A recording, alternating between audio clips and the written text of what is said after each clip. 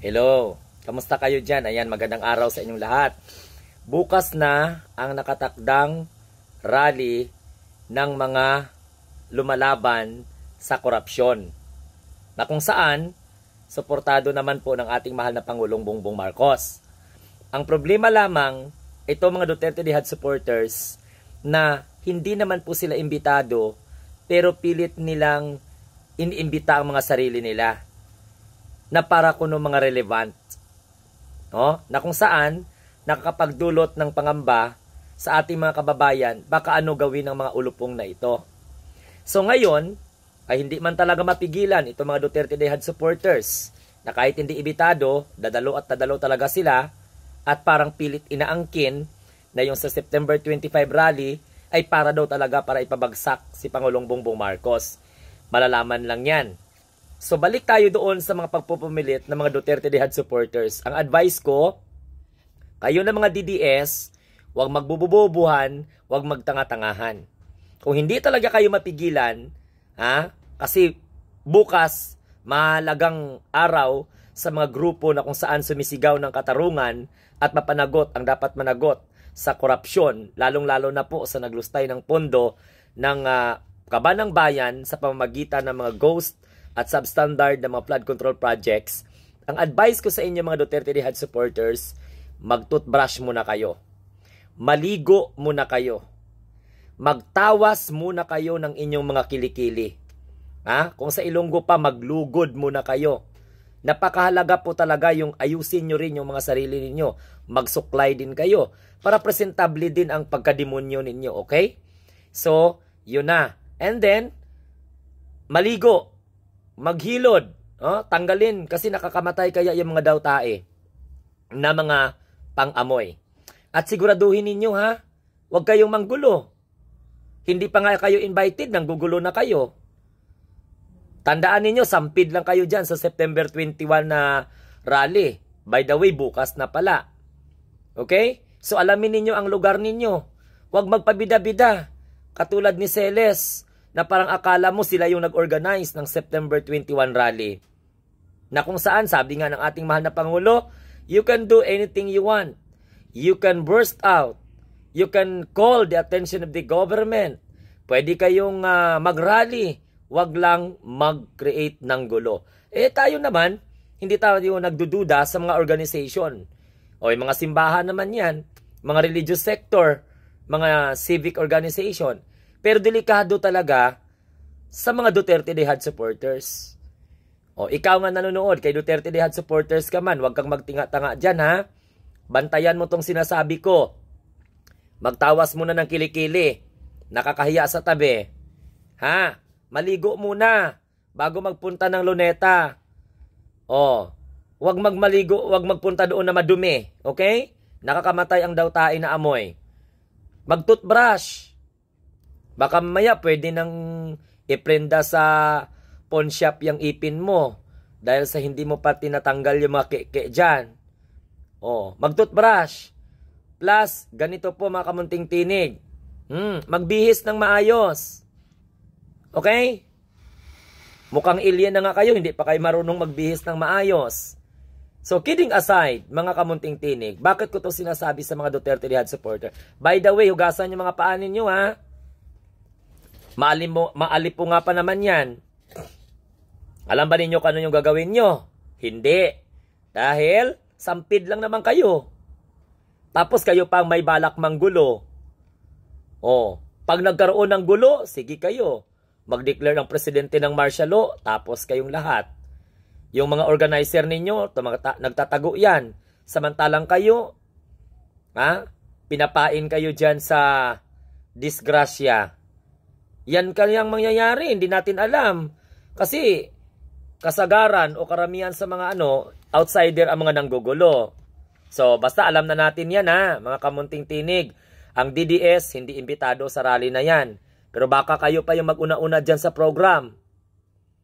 Pagkatapos, lait-laitin nyo naman ang presidente. Katulad ng ibang tanga ng mga DDS, pakana daw ni PBBM yung rally sa September 21, 2025. Yun ba talaga ang iniisip ninyo? Ito ang sinasabi ko. Mag-toothbrush, okay?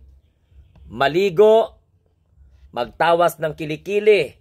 Gamutin muna yung mga alipungan ninyo dyan.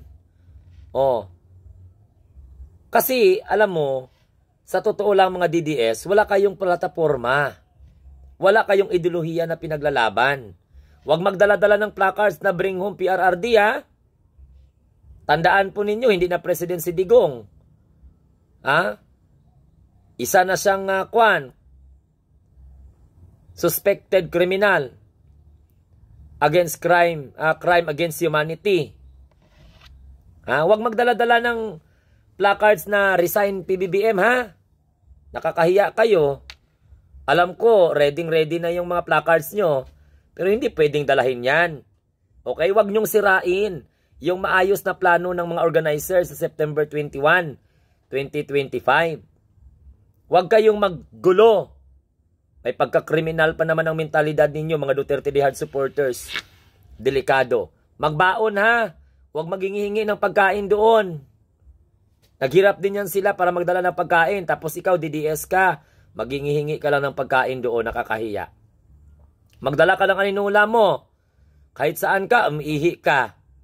Ginabusisaw ka. Magdala ka ng pagkain mo, magdala ka ng sarili mong arinola. Pero wag ka magkalat-kalat na kahit saan-saan lang. Ang dudumi nyo pa naman magkandak ng rally. Hindi kayo marunong maglinis. I-occupy nyo yung isang lugar pagkatapos iiwan nyo ng madumi. Dinatnan nyo ng malinis, iiwan nyo ng madumi. You are very undisciplinarian. Or you are very undisciplined. I stand to be corrected. Mahirap kayo disiplinahin, kaya nire-remind lang namin kayo dito sa social media. Kaya ikaw pag nanonood ka, wag mong iwan yung anak mo, hindi pa nakadede. Asikasuhin mo muna yung pamilya mo bago ka magpunta ng venue. Di ka nga invited, pinabayaan mo pa yung mga anak mo. Intindihan mo? So, dapat kasi gumawa kayo ng sarili ninyong mga rally-rally, hindi na makisasali kayo dyan. Tahasan na nga sinasabi ng ilan na bawal kayo dun. You are not welcome. Kaya magulo ang utak nyo. Bago kayo umalis, magsaing muna kayo. Paalam ka sa asawa mo para hindi ka pagalitan. Ininadvisean ko na lang kayo na hindi naman kayo mapigilan. Walang hiya kayo eh. Napaka-uplok nyo. Kaya nga, inadvisean na lang para at least yung mga legit yung may pinaglalaban, basta hindi lang magsigaw ng Marcos resign, you can do whatever you want. May ideolohiya yung paglaban sa korupsyon.